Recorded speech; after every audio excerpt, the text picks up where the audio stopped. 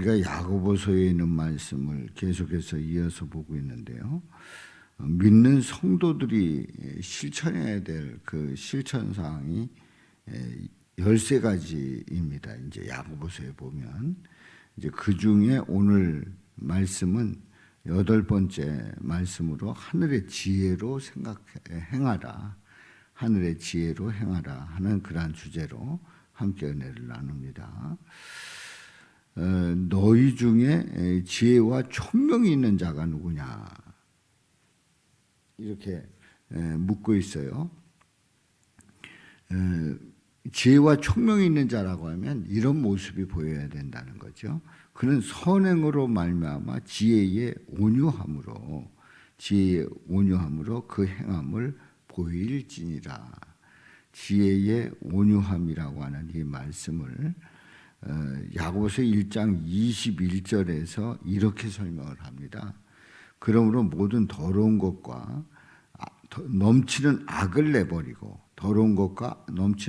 내버리고 너희 영혼을 능히 구원할 바 마음에 심어진 말씀을 온유함으로 받으라. 바로 지혜의 온유함이란 더러운 것과 넘친 악을 버리는 가운데 이제 마음에 심어진 말씀을 온유함으로 받으라는 거지요. 그 행함을 보일지니라. 그러니까 행함으로 내 믿음을 내게 보이리라 하는 그 말씀과 같이 행함으로 보여주라고 하는 것을 말씀하고 있어요.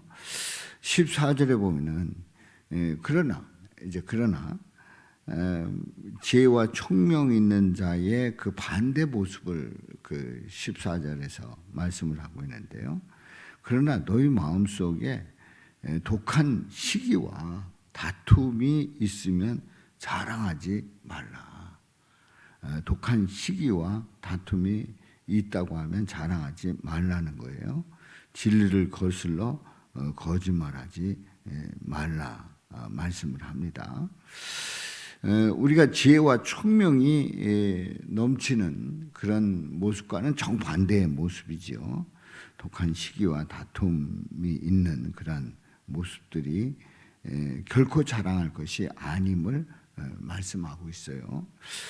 사도행전 5장 17절에 보면은 대제사장과 그와 함께한 사람 즉 사두개인의 당파가 다 마음에 시기가 가득하여 일어나서 이제 베드로가 설교를 하고 또 은혜를 끼치고 또 그런 이적들이 일어나니까 이거 봐줄 수가 없는 거예요.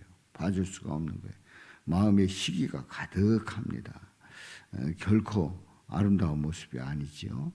또 로마서 2장 8절에 보면은 오직 당을 지어 진리를 따르지 아니하고 불의를 따르는 자에게는 진노와 분노로 하시리라. 당을 지어 진리를 따르지 않는 그런 모습들, 이제 시기와 다툼이 있는 모습의 또 다른 모습이기도 합니다. 또 고린도 후서 12장 20절에 보면 내가 갈 때에 너희를 내가 원하는 것과 같이 보지 못하고 또 내가 너희에게 너희가 원하지 않는 것과 같이 보일까 두려워하며 또 다툼과 시기와 분냄과 당짓는 것과 비방과 수군거림과 거만함과 혼란이 있을까 두려워하고 이제 사도 바울이 고린도 교회에 대한 그런 말씀을 할 때에 이런 다툼, 시기, 분냄, 당짓는 비방, 수군거림, 거만함, 혼란 안 된다는 거죠. 그런 모습이 있으면 안 된다는 거예요. 또 이제 버려야 될 것들을 이제 갈라디아서 5장 20절에서 사도 바울이 이제 말씀합니다. 우상 숭배와 주술과 원수 맺는 것과 분쟁과 시기와 분냄과 당짓는 것과 분열함과 이단함과 그러니까 이런 시기, 분냄, 당짓는 시기 다툼에 대한 그러한 것을 분명히 안 된다고 말씀을 합니다.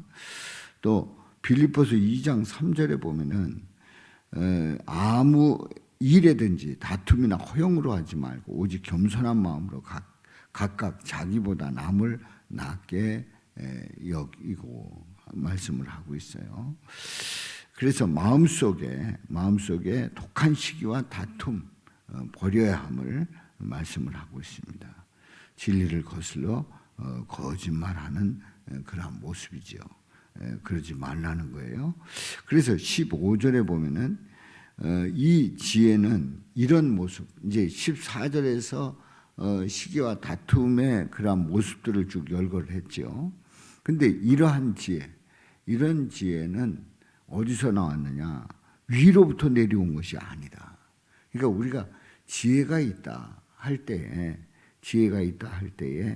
지혜는 다 그 위로부터 내려온 것으로 생각을 합니다. 그런데 아닙니다.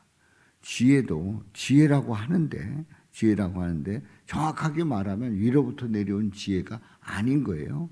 실제는 지혜가 아닌 건데 지혜는 위로부터 내려온 것이 앞에서 말한 시기와 다툼 속에서 일어나는 또 거짓말하는 진리를 거슬러 거짓말하는 이런 모습들은 이런 지혜롭게 보이는 것 같이 보이나 위로부터 내려온 것이 아니다. 위로부터 내려온 것이 아니다. 땅 위의 것이다. 정욕의 것이요 귀신의 것이다. 이렇게 설명을 하고 있습니다. 그러니까 이것은 우리가 나름대로는 지혜롭고 어떻게 그런 생각을 다 하나 하는 그런 그 모습들이 있는데 알고 보니까 그거는 위로부터 내려온 게 아니다. 땅의 것, 정욕의 것, 그리고 귀신의 것이다. 그래서 16절에 보면 다시 한번 시기와 다툼에 대해서 설명을 하고 있는데요. 시기와 다툼이 있는 곳에는 혼란과 모든 악한 일이 있습니다. 이렇게 설명을 합니다. 자, 그 지혜가 귀신이 주는 지혜도 있다는 것을 말씀하고 있는데 성경 곳곳에 보면 이런 말씀이 있어요. 그 귀신이 주는 그 지혜는 데살로니가 후서 2장 9절부터 10절에 있는 말씀에 보면 악한 자의 나타남은 사탄의 활동을 따라 모든 능력과 표적과 거짓 기적과 불의의 모든 속임으로 멸망하는 자들에게 있으리니 이는 그들이 진리의 사랑을 받지 아니하여 구원함을 받지 못함이라 말씀을 합니다. 그러니까 악한 자가 나타나는 것은 사탄의 활동에 따라서 나타나는데 능력 표적 거짓 기적 그러니까 능력도 나타나는 것처럼 보여요. 표적도 때로는 보입니다. 거짓 기적 또 불의의 모든 속임 그것으로 멸망하는 자들에게 있다고 하는 것을 말씀을 합니다.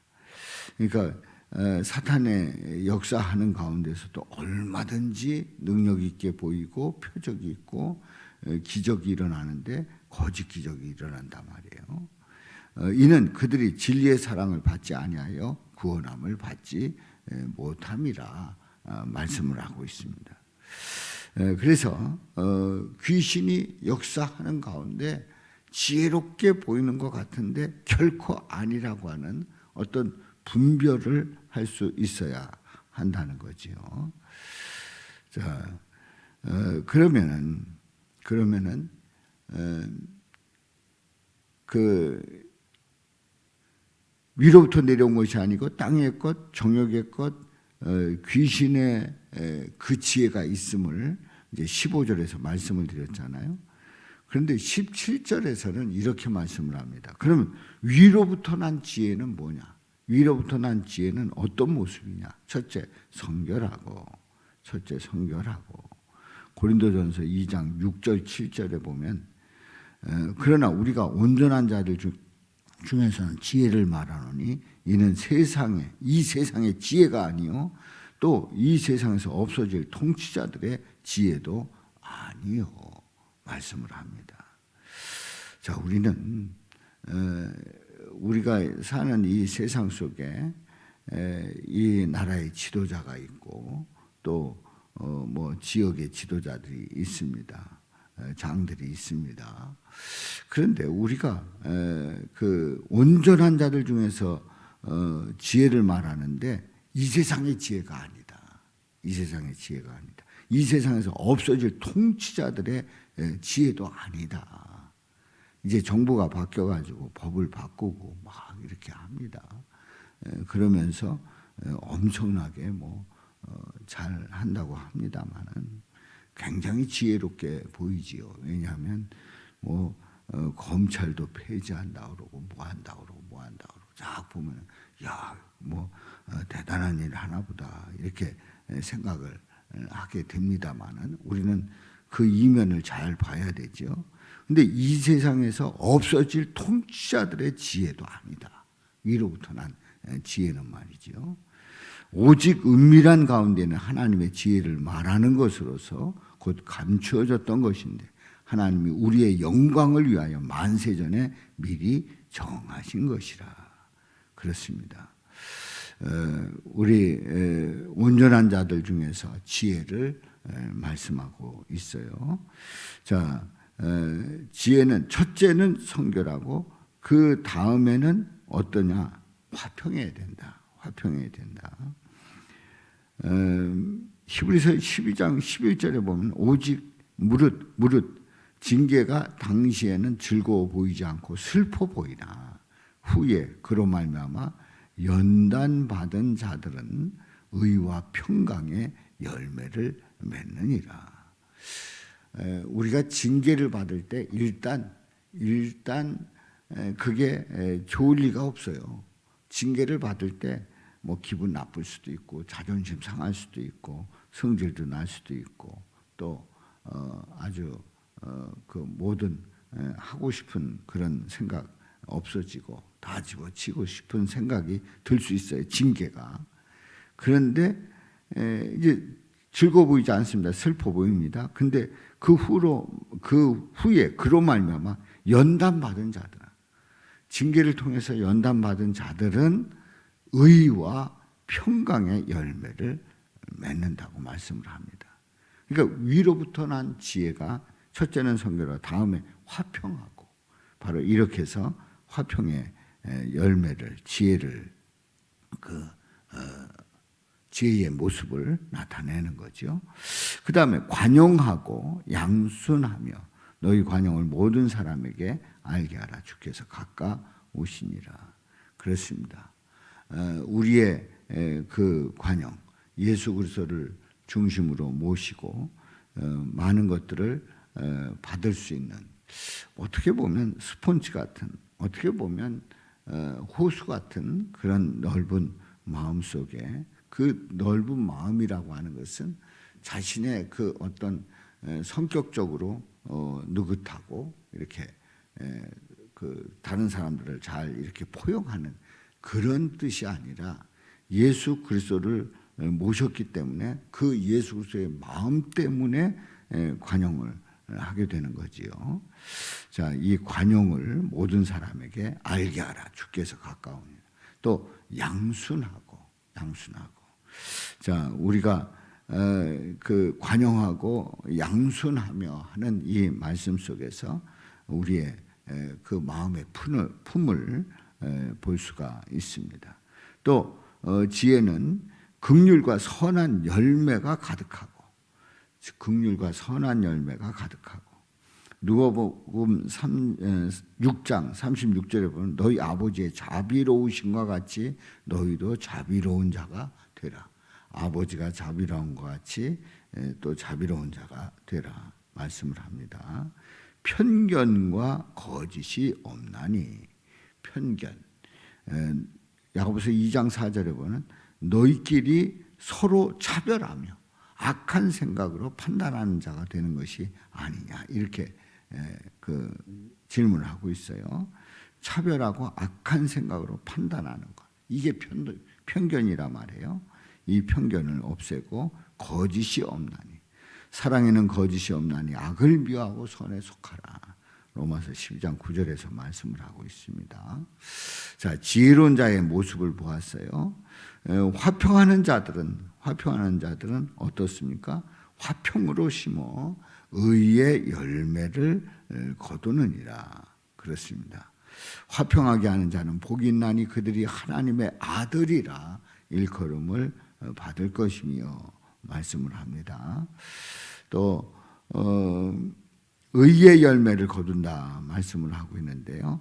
공의의 열매는 화평이요, 또 공의의 결과는 영원한 평안과 안전이라 말씀을 합니다. 자, 오늘 말씀을 통해서 함께 은혜를 나누었습니다. 우리는 이 땅에서 주는 지혜가 아니라 하늘의 지혜로 행하고 주님의 뜻 가운데 살아갈 수 있기를 주님의 이름으로 축원합니다. 살아계신 아버지 하나님, 오늘 말씀을 통해서